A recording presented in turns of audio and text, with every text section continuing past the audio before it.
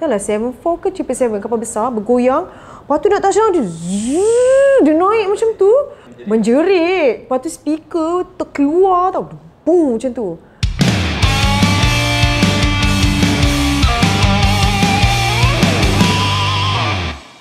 Assalamualaikum, saya Zarul Hussein aka Zarul Umbrella. Welcome back to my channel. Hari ini saya berada di Khatulistiwa Hespa by Hekans.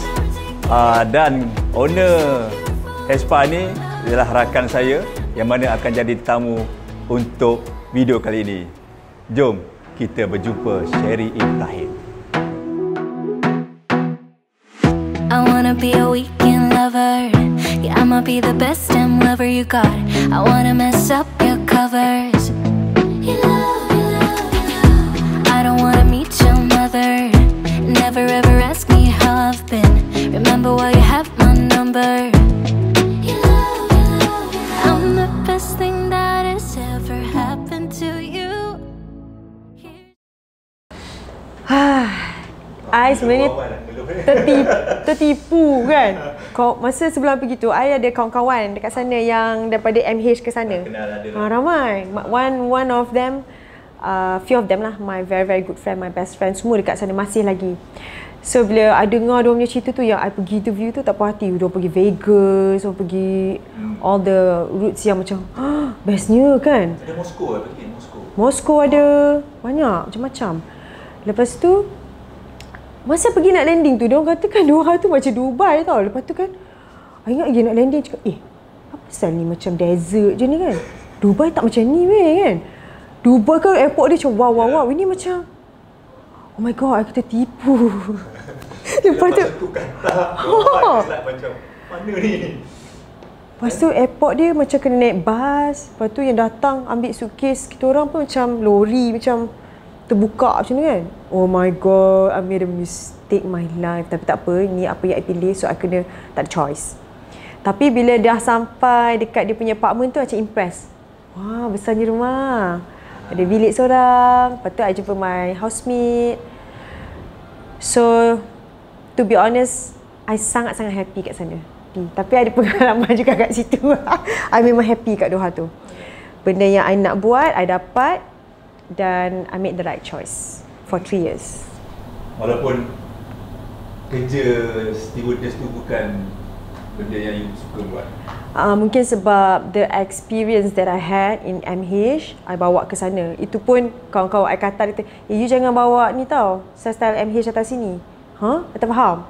Contoh kan, kerja ekonomi kan ada plastik blanket tu kan. I memang kutip. I memang sini suka mengutip sebab I ada OCD juga, kutip. Lepas tu kan dia macam, you jangan buat macam tu. Lepas tu, tak payah, jangan buat sangat, jangan hard work sangat. Macam mana kan? I kerja macam mana I buat kat MH juga. Rupanya, lepas dah lama tu I perasan, rupanya diorang tu sepak-sepak je kat bawah. Culture lain. Best. Sebenarnya, I banyak belajar berdikari kat sana sebab I tak duduk dengan my parents.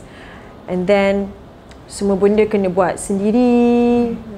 So, banyaklah. I rasa banyak yang I belajar dekat Qatar. Boeing 747. Kenapa? Sebab dia besar dan dia tak mengonfusekan I. Dan I lagi familiar yang tu. Alright. Your favorite destination or station?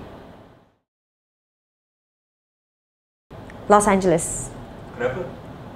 I suka sangat LA. Dia tenang, dia besar, dia luas. Lepas tu makanan-makanan dia semua best. Lepas tu apa yang tengok kat TV semua ada kat US kan. Macam coklat ni, coklat tu. Lepas tu barang dia murah. Victoria's Secret, Bath and Body Works. Lepas tu breakfast dia macam pancake. Macam best gila. Masa dulu kat LA je VS tu, I tak ada. Ya Allah, bro. Perak macam mana tau. Itu pun pergi Jeddah kan. Jeddah kan ada VS. Jeddah ada VS tu, Malaysia tak ada. Beli. Sama-sama. Ya Allah.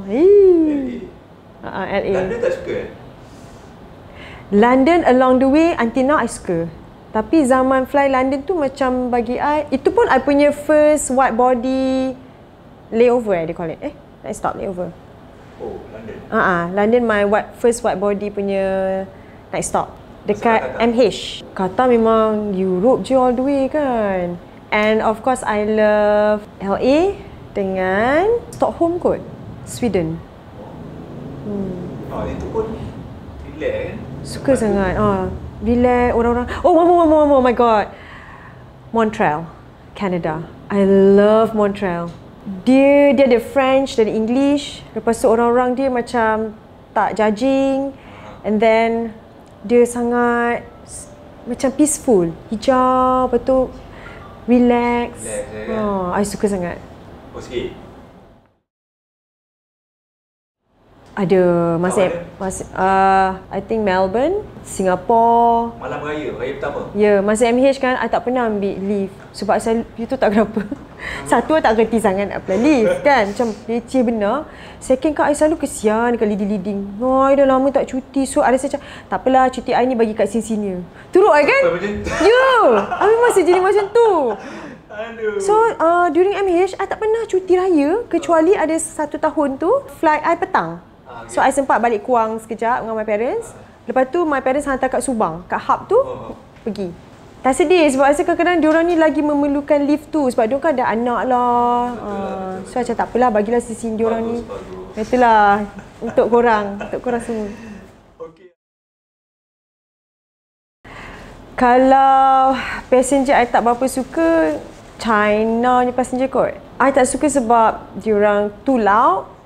I mean not being racist je lah. They're just too loud and I just tak selesa dengan bau cabin. I boleh lagi bekerja kalau orang tu macam minta macam Indian rude kan. Nak minum. Okay, I faham je benda tu. Kadang-kadang dia orang panggil sister kan. Kadang-kadang pernah je ada crew macam masa I kerja dekat QR Qatar dulu, dia orang macam this crew lah, dia marah kan depan I, European. Hey, don't call me sister. This is my name tag. Lepas tu I macam lepas tu I pergi kat galley cakap, you cannot say that because they don't know how to even spell your name. These are labours. Just give what they want. I mean, they're thirsty. Bagilah. Kadang-kadang I kesian kat orang. I selalu kesian kan. Macam alah, diorang ni alah nak minum, bagi je lah. Lepas tu sekejap tidur kan. Lepas tu paling banyak dugaan tu I cabaran masa buat flight Jeddah. Jeddah pun I kesian tengok makcik-makcik. Tak boleh. I angkat lah semua beg yang diorang tak larat tu. I buat je, tak apalah. Nak pergi tempat yang best kan untuk diorang ni tua-tua lah, manalah tahu nak guna toilet. Kadang-kadang diorang ni bising, ya apalah makcik ni kan. Kadang-kadang kan macam tak apalah, apa nak buat I pun tak ada tidur. I dia je nak kat toilet. Setiap kali ada passenger yang berumur ni nak masuk kan, macam all this pakcik macam, okay makcik nanti kunci sini. I ajar seorang-seorang kat situ. So diorang faham lah. Lepas tu flash. Lepas tu diorang kan ambil wuduk, tak tahu. So cup tu, I letaklah cup tu keluarkan. So macam tu lah, ajar. Bagus. Ada tak sampai hati. Pernah I nak keluar jus, dah keluar ni, I keluar je curtain, pakcik ni dia lalu kan, dia tengah gagal-gagal cik si kan. Lepas tu tumpah tau macam, Astaghfirullahaladzim, I ada berdosa banyak ke nak pergi Jeddah ni. Ni first Jeddah I tau. I dah takut gila macam, ya Allah, macam dugaan pertama. Tumpah habis. Jus berop. Lepas tu pakcik tu, minta maaf kan. Macam, tak apa pakcik, tak apa. Tu I ingat sampai sekarang. So tak apa. Okay. Sebenarnya nak jadi stewardess ni, memang first thing first tu, penampilan tu sangatlah penting.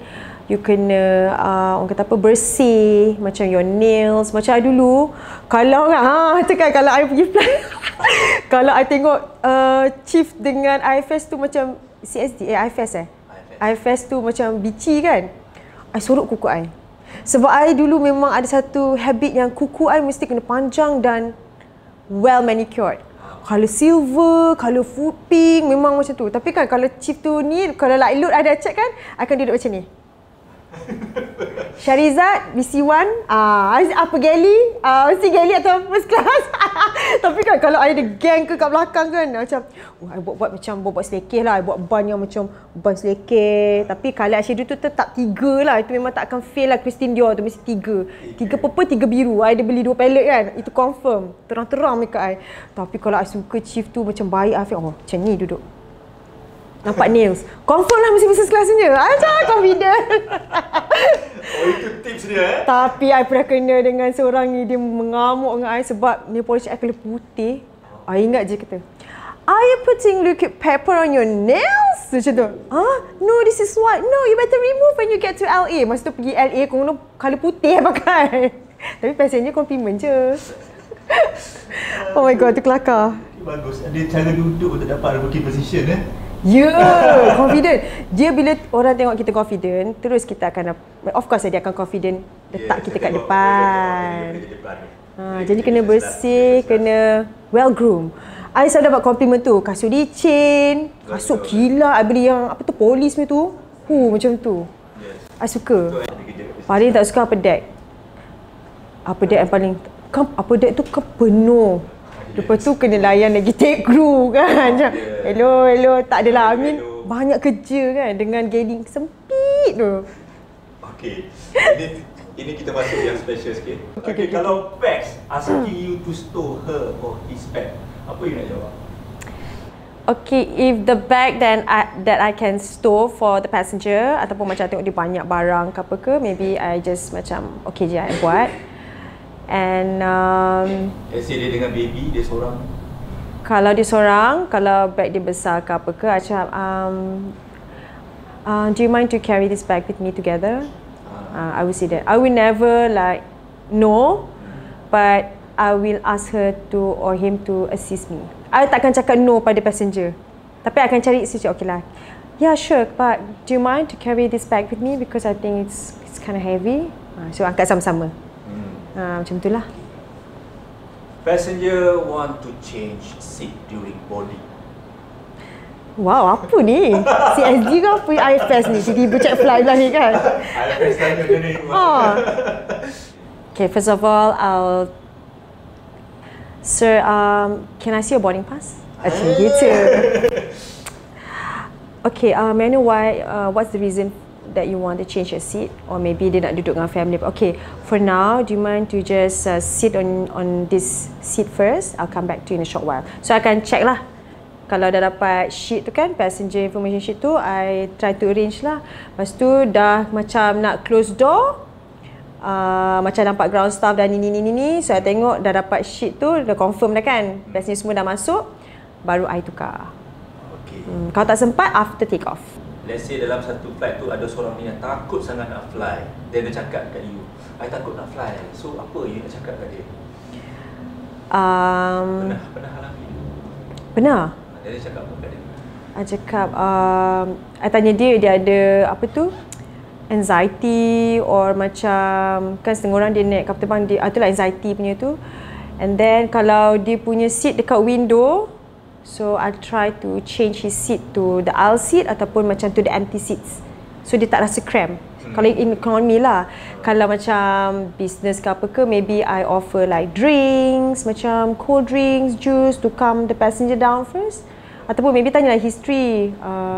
Are you okay? Like, do you have any history that I should know about? Tanya condition dia. And then I change lah as much as dia nak. Mungkin kadang-kadang dia tak suka sebab ramai-ramai ataupun dia tersepit kan. Macam anxiety feeling tu, macam tu. Alright, okay. Emergency pernah 737, one of the engine terbakar. Serius? Serius. Lepas tu passenger kata, I think you should check, there's a smoke punya smell, dia cakap. Lepas tu I pun cakap, oh okay. Lepas tu the engine tu macam berasap tau, tapi tak ada apa-apa sebenarnya. Dia terlanggar burung ke apa, so dia macam terbakar bau hangus tu. So passenger macam panic, but it was just for a while sebab captain buat announcement. That's one. Second, I pernah nak landing dekat Taipei, but it was heavy rain. So dia dah nak touchdown, dia immediate take off. Dia naik balik kapal tu. Wow, yang tu I rasa memang macam roller coaster yang macam, memang I dah macam Bismillahirrahmanirrahim, aku nak mati kapal ni. Sebab kapal bergoyang tau.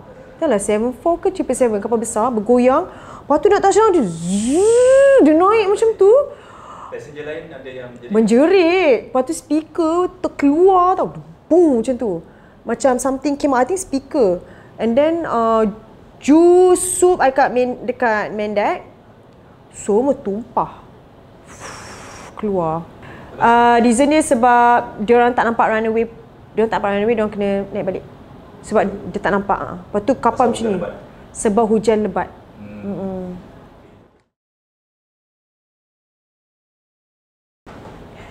Oh, okay. Ada CPR ke?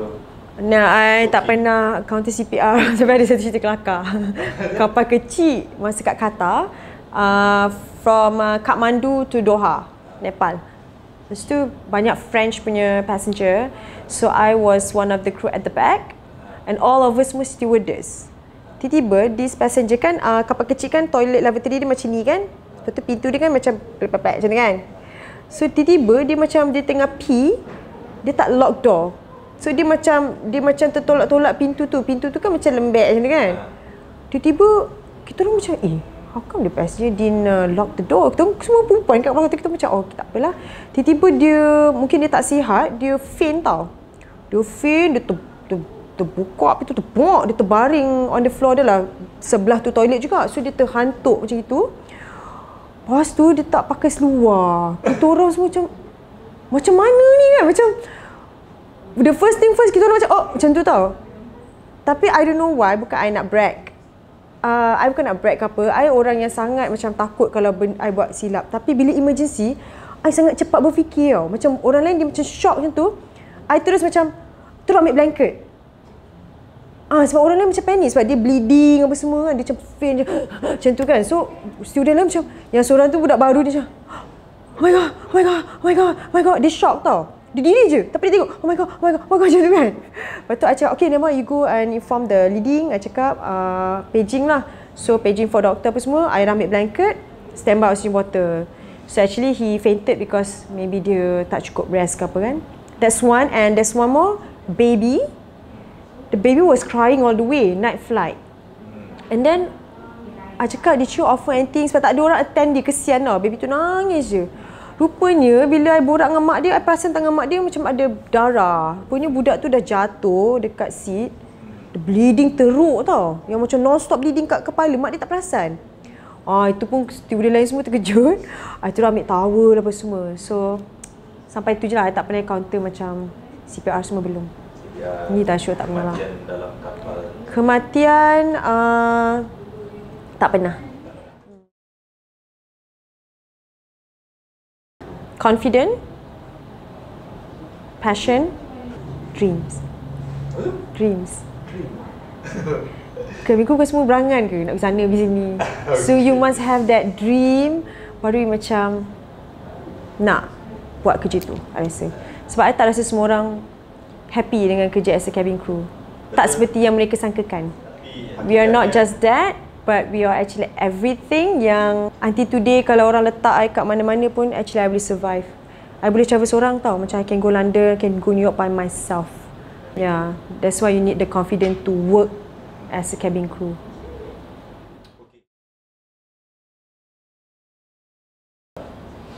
Setuju. Maybe macam for me, I started very early. So memang banyak yang I belajar dengan MH yang until today I will still share with all my siblings and my staffs. Nothing is easy, but nothing is impossible.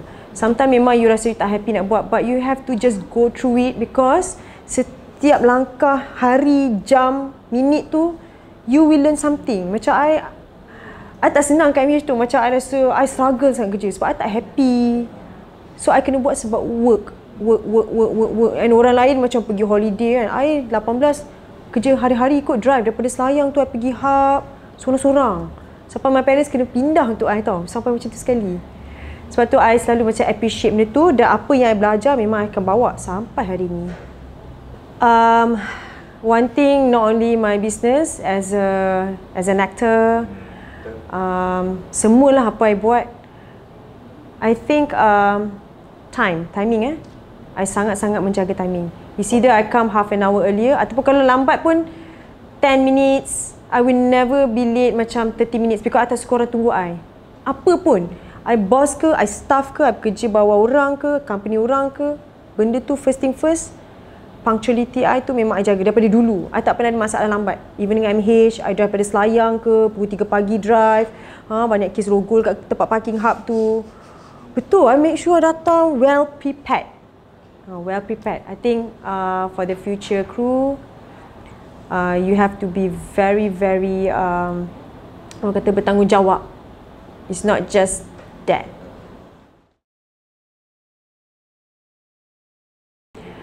I was also macam rasa sedih lah. Walaupun I pun rasa tak senang during PKP, even after pun I struggle. Apa yang I buat pun masih struggle. Jadi for those to some of my friends out there in Doha, in Abu Dhabi, in Dubai, banyak kat SQ apa semua kan. Nothing is impossible. I keep telling to some of my friends yang ada yang rasa give up, babe, I know I've been flying for 15 years and now I tak ada job, what should I do, I always encourage my friends, like even when I was in Qatar, I pun terminated juga. So it was not something easy for me to, to move forward. But I had no choice. I had to come back and start all over again. So I dah rasa susah tu. That's why masa PKP ni, I rasa macam, I pun pernah rasa ni, tiba-tiba I kena buang daripada Qatar kan, sebab I cross the minimum rest. I ada cerita kat sana. Ramai orang tak tahu, ni eksklusif untuk you. Minimum rest macam mana? I went out during my minimum rest time. Actually ramai je lah ada orang buat, tapi tak tertangkap kan. Tapi mungkin I was unlucky. And maybe doa I juga, sebab I kata I nak kerja Qatar ni sampai umur I 30. Dan ngam-ngam lah 30 tu I kena terminate. Sebab tu kan, you all apa-apa cakap tu berhati-hati. Cakap je nak kerja selama-lamanya ke kan. Sebab my best friend cakap tu doa kan. BFF, you ingat tak you cakap nak kerja sampai 30. Memang 30 tu I kena balik. Balik dalam keadaan yang macam we hold your passport. Macam teruk, drama sangat. Diorang pegang passport I, diorang suruh. I rasa macam wow, macam ni memang tamparan hebat untuk I. Macam I kena pack barang I dalam dalam 5 days I kena buat clearance ni, pergi cancel US visa I macam kena halau macam tu. Pasport kena pegang, barat tak boleh pegang lah. So I kena balik, I memang sedih sebab I dah happy kat sana, tapi macam nak buat apa ni ya. And masa tu memang betul-betul susah tau. Macam I apply Etihad, tak dapat. Sebelum ni I apply Malaysia Airlines terus dapat. Yang ni I tak dapat langsung. Etihad kata tak nak Malaysian. And then I dapat job Teruhan Kasih. That was not actually my comeback, tapi sebab I need the money untuk I pergi interview. That's why apa yang buat semua untuk duit. So I motivate myself, okay lah, shoot untuk drama ni. Alhamdulillah menjadi meletup. Payment tu sebenarnya I happy sebab I nak pergi Etihad ni dekat ni Abu Dhabi. I went for the interview for private jet. I dapat shortlisted. I didn't get the job. I went for Fly Dubai. Diorang kata I overqualified sebab I used to work with 5-star airlines. Tak dapat. I down teruk kot. Balik KL hari-hari setiap jam tengok email masuk tak, interview mana, tak ada interview. Sebab itulah I'm back in the industry. Dan lepas masa I nak berhijrah tu, baru I faham kenapa I dihantar balik. Dan inilah apa yang I ada sekarang after all my hard work. That's why untuk all the crew, the tech crew, ground staff, engineers ke, kalau job ni tak ada sekarang tak apa. Sebenarnya ada banyak yang kita boleh buat. Macam I cakap lah, letak kita ni kat mana-mana kita boleh. Berniaga lah, buatlah apa-apa. Sambal ke, dessert ke, buat produk ke. Banyak, dia tak ada benda yang tak ada. Sama ada you nak buat ataupun tidak. Whether you willing to do it or not. I pernah jadi pelakon, tapi I rasa nak kerja dekat butik macam La Senza kan. Sebab nak dapat free gift, voucher-voucher. I pergi, tapi you bukan actress ke? Sebab I nak belajar. I nak belajar retail. So I think if something that you really want, or if you really need like money or anything, you have to do it.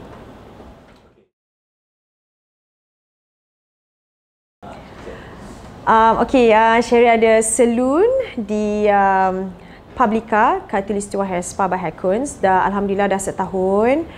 Alhamdulillah bisnes pun okey. Untuk wanita sahaja from Monday until Saturday. Jadi as you can see, my salon ni memang spa concept, and all the products yang kita pakai pun banyak treatment products from L'Oreal, and I also consider as L'Oreal Pro Malaysia Ambassador for berhijab lah. Jadi barang-barang produk semua ada produk halal dan warna-warna yang telus dan telap air. Ada sertifikat semua.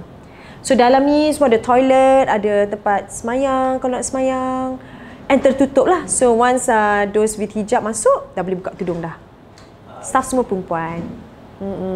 And shares baru setahun. So basically shares ni macam ada tudung, ada coming out with ada tudung, ada coming soon created sejadah yang boleh dibawa ke mana-mana, exactly like the yoga mat. So ni eksklusif juga ni. So insyaAllah keluar bulan ni.